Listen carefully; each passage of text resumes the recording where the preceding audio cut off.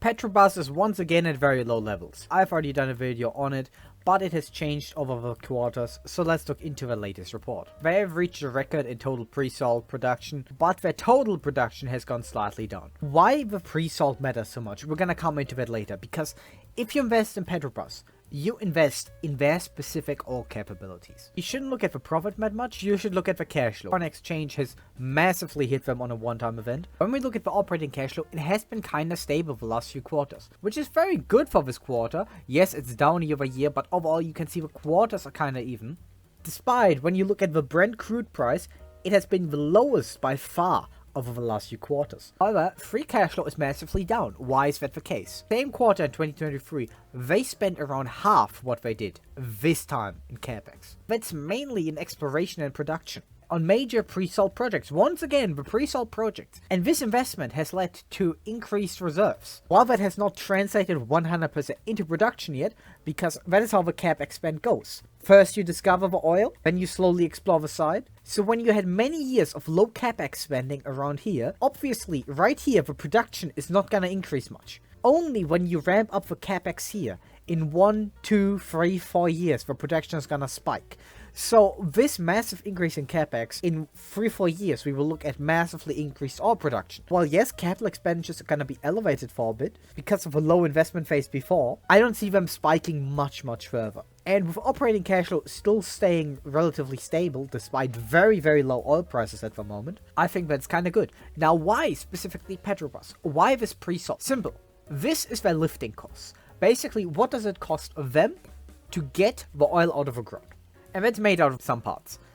First of all, royalties, all of that. That's $6 currently per barrel. It comes to the specific pre-salt, $4 per barrel. Meanwhile, all the other ones much higher. And that enables the company to have a lifting cost per barrel of $22. Now, why is that so important? If we look at oil prices over time, they go up and down massively. And when you hit low points like 2016, where it goes down to $30 per barrel, many companies cannot compete with that, and especially countries. For example, production costs in the US are fairly high. Production costs in Norway are also fairly high. So different wells go up and down depending on demand.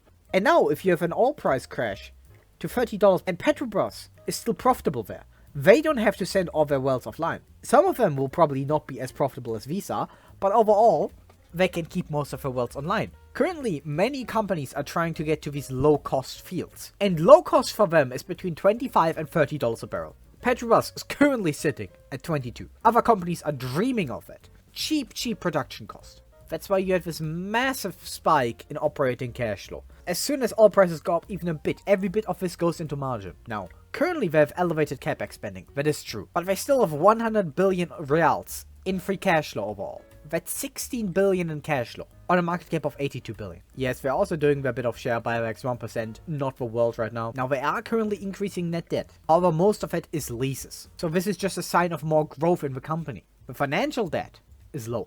We can see long-term debt is slightly going down. Meanwhile, long-term leases are massively going up. It's not like the debt is atrocious. If they have 100 billion reals in free cash flow, and the total debt is 400 billion reals, that is not a lot. Even if we just assume a slight reduction in capex to, let's say, 4 billion free cash flow per quarter, that's not a lot. Oil prices stay low, 4 billion free cash flow per quarter, that's 16 billion per year. Now, if we go off that free cash flow, 1.7 per share, what are we gonna assume? I already did an analysis on Petrobras before, and over there I had a higher free cash flow starting point and lower growth rates. We had a bunch of free cash flow and poured that out. But what they're doing now is investing a lot of the free cash flow. Capex is at all-time highs, and I think they're gonna eventually tone it down a bit, and also higher growth is gonna happen. Over the next 5 years, slowly Capex is gonna go down. The Capex that they put into the business is gonna start to produce free cash flow, growth. More oil is gonna be extracted, more gas. And that at one of the cheapest prices in the world. So 8% for the next 5 years, for 6% afterwards. There's also a tiny bit of share buybacks included, only maybe like 1% per year. Petrobras always pays out 45 to 50% of free cash flow as dividends. That is their policy. So I go 50% payout ratio with a little deduction to taxes, 13 multiple. It's still a Brazilian state oil company. So you're gonna always have the government interfere. So you're gonna get a discount. But in exchange, you have the greatest oil business in the world. And this is why I buy $22.5 a share. Currently it's not trading at 13, but the spread is very high on these ADRs. So I put it to 13, 73% discount.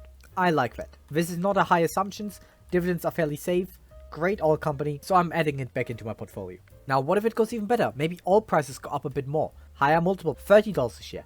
And even if a very much downside happens, basically the CapEx goes nowhere, it doesn't go down, only the company naturally grows with inflation, 2%, 10 multiple, only the dividends, you still make 10%. So even with an elevated CapEx which gets burned, and you only grow with inflation, I think this is a great buy. That's why I'm adding. What do you think about it? Is the Brazilian government too much of a business for your taste? Write down below, have a good day.